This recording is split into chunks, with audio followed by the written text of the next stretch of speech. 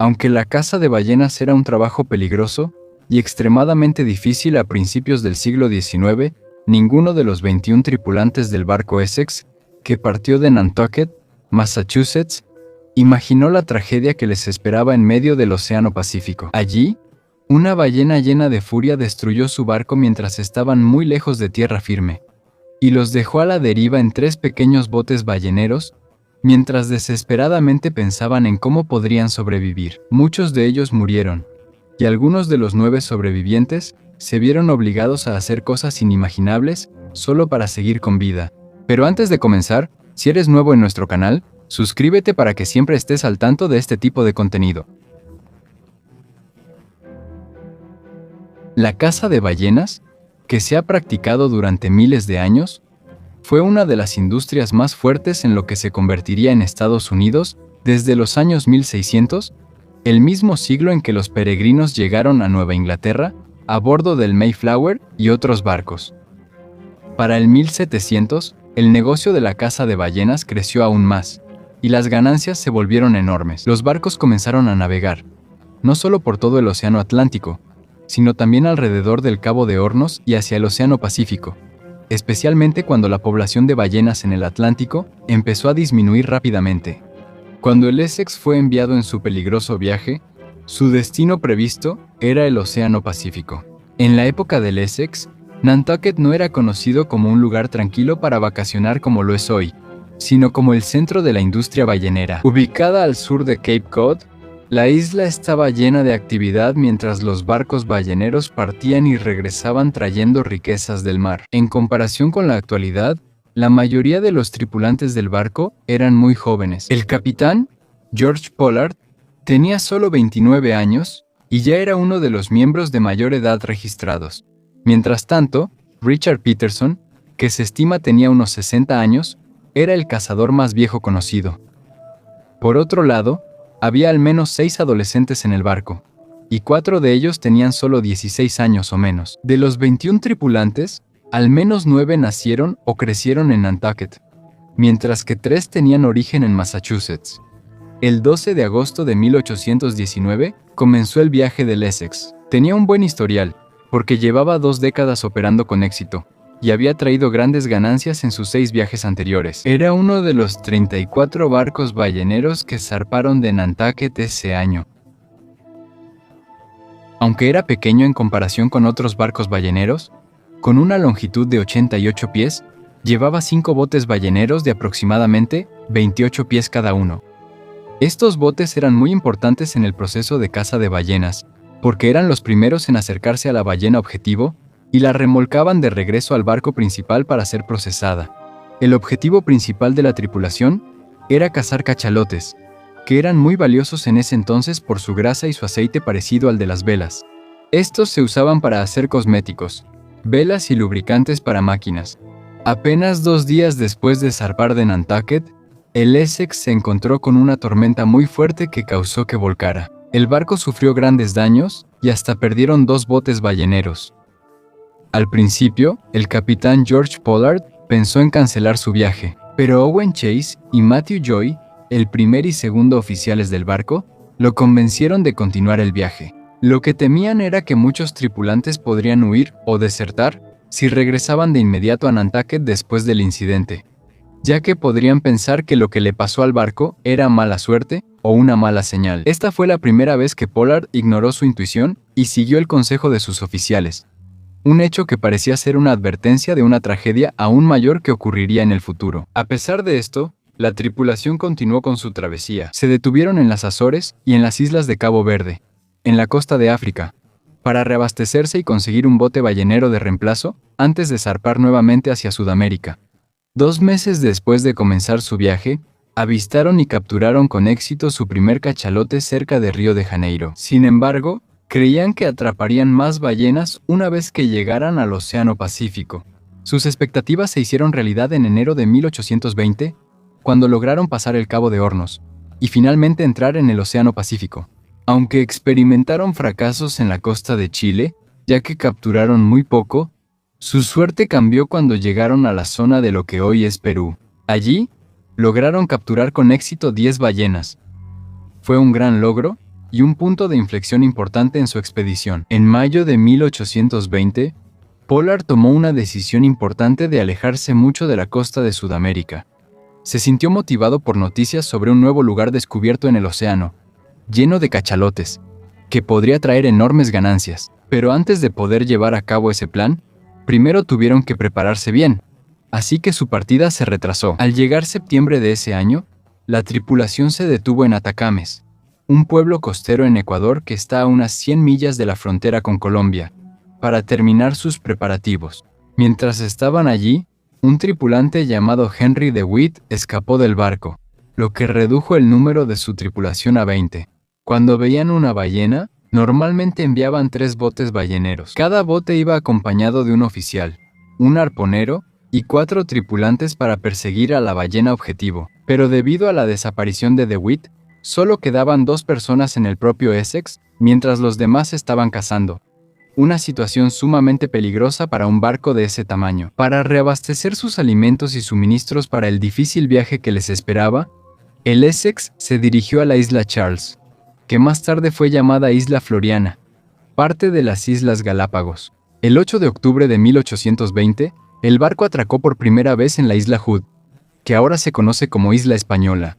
Durante su estancia de una semana allí, la tripulación reparó un agujero grave en el barco. Mientras estaban en la isla, capturaron 300 tortugas gigantes de Galápagos para aumentar su suministro de comida. Cuando llegaron a la isla Charles el 22 de octubre, consiguieron 60 tortugas más, cada una pesando entre 100 y 800 libras.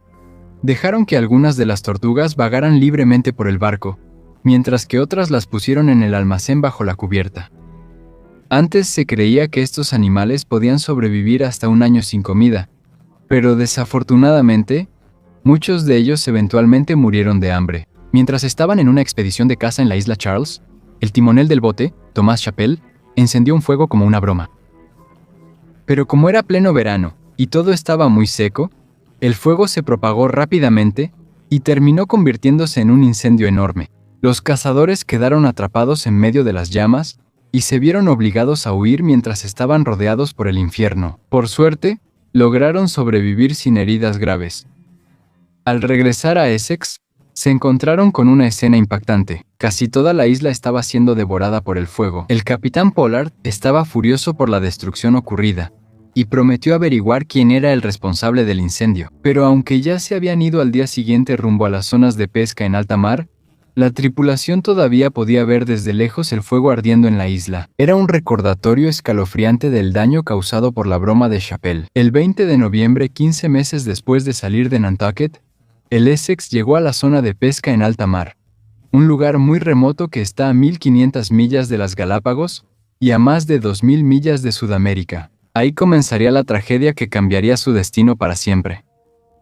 Esa mañana, el vigía del barco notó el chorro de agua de unas ballenas. De inmediato, 18 de los 20 tripulantes subieron a 3 botes balleneros para perseguir al grupo de ballenas. Mientras el grupo de Owen Chase intentaba atrapar una, de repente la ballena golpeó su bote con la cola. Esto causó daños al bote y los obligó a regresar al Essex para repararlo. Mientras tanto, los grupos de Pollard y Joy fueron arrastrados lejos por una ballena que había sido alcanzada por un arpón. Mientras reparaba el bote, Chase notó una enorme cachalote a lo lejos. Se estimaba que medía unos 85 pies de largo. Después de expulsar agua, de repente atacó al Essex y chocó fuertemente contra el barco, causando graves daños. Esto provocó caos en el interior. Chase notó que la ballena parecía estar muy furiosa antes de retirarse temporalmente, lo que dio un poco de tiempo a la tripulación para revisar los daños. Pero solo unos momentos después, la ballena gigante regresó y embistió aún más rápido. Se estima que alcanzó una velocidad de 24 nudos, o casi 27 millas por hora, mientras se preparaba para el segundo ataque. Chase escribió en su diario que miré hacia atrás, y lo vi a una distancia de a unos 500 metros, justo frente a nosotros, acercándose rápidamente al doble de su velocidad habitual de 24 nudos, y parecía tener 10 veces más furia y sed de venganza en su apariencia. El agua volaba en todas direcciones debido a los fuertes golpes de su cola. La mitad de su cabeza estaba fuera del agua mientras se acercaba a nosotros, y volvió a embestir el barco. Debido al ataque incesante de la ballena, El Essex finalmente quedó destruido y comenzó la desesperada huida de la tripulación del barco que se estaba hundiendo. Los tripulantes se apresuraron a reunir los objetos más importantes, incluyendo los instrumentos de navegación, y esto fue asegurado por William Bond. A pesar de sus esfuerzos, se supone que ya no sobrevivió, y fue una de las víctimas de la tragedia. Al regresar Pollard al barco, se sorprendió por el grave estado en que se encontraba. Mientras que algunos de los tripulantes comprendían plenamente la gravedad de su situación, otros estaban demasiado sorprendidos o no tenían suficiente experiencia para entenderla por completo. Durante 2 días, los hombres intentaron rescatar los suministros del Essex, que estaba completamente mojado y dañado. Ellos fabricaron velas improvisadas, repararon las partes dañadas del barco y trataron de arreglar cualquier cosa que pudiera ser útil. En el bote de Pollard se encontraban los instrumentos de navegación más importantes, que luego se dividieron entre los 3 botes. Hubo una acalorada discusión sobre la ruta que tomarían hacia tierra firme. Pollard prefirió ir hacia el oeste porque tenía miedo de los supuestos caníbales en las Islas Marquesas. Chase y Joy no estuvieron de acuerdo y eligieron la ruta hacia el sur, rumbo a Chile o Perú, esperando encontrar otro barco. Al final, siguieron la sugerencia de Joy. Los tripulantes restantes se dividieron en 3 botes y comenzaron a navegar el 22 de noviembre de 1820, enfrentando vías de agua constantes, olas fuertes y mares peligrosos. Fueron azotados por tormentas y lucharon por mantener sus botes a flote, mientras poco a poco se les acababa la comida y el agua. A pesar de las dificultades, continuaron su viaje, una travesía llena de peligro y resistencia. Cuando llegó el 20 de diciembre, un mes después del devastador ataque de la ballena, los tripulantes cansados y hambrientos llegaron a la isla Henderson, creyendo que era la isla Ducie. Aunque encontraron comida como aves, huevos y pescado, el agua era muy escasa hasta que descubrieron un manantial de agua dulce.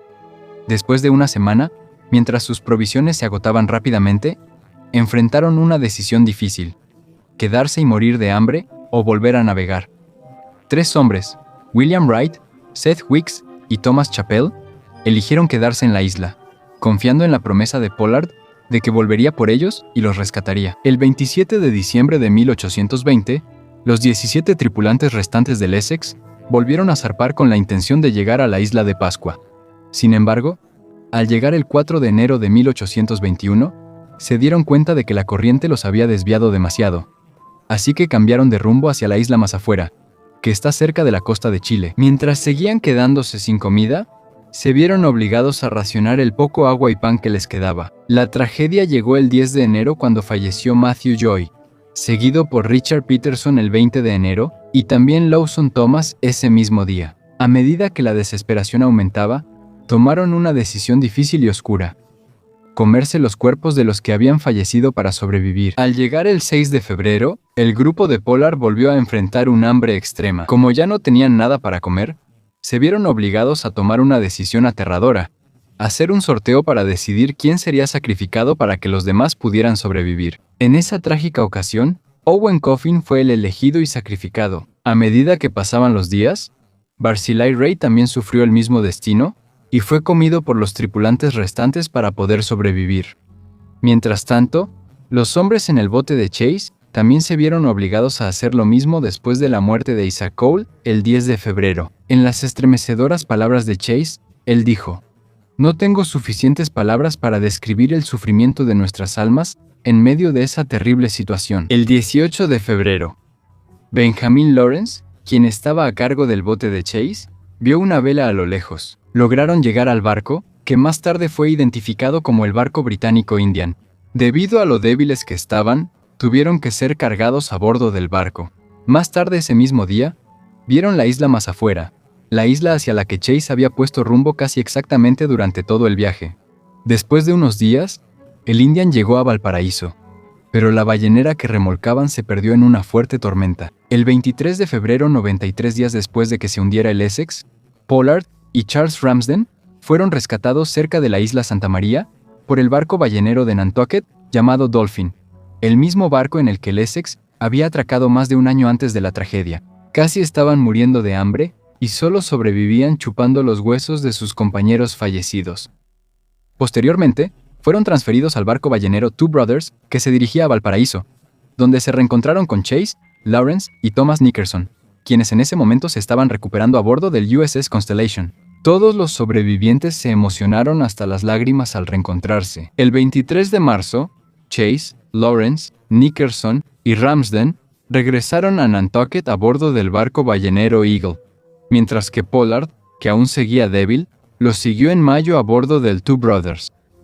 Mientras tanto, el comandante del USS Constellation ayudó a rescatar a los 3 hombres que habían quedado en lo que creían que era la isla Ducey, que más tarde se descubrió que en realidad era la isla Henderson. Se le ordenó al barco mercante australiano Surrey, que se dirigía a Australia en ese momento, que se detuviera en la isla Ducey. Al no encontrar a nadie allí, continuaron hacia la isla Henderson, donde encontraron a Chappell, Weeks y Wright el 9 de abril. En la historia de la navegación marítima, la tragedia del Essex y su tripulación sigue siendo una de las historias más aterradoras, un recordatorio contundente del peligro y la ferocidad del océano.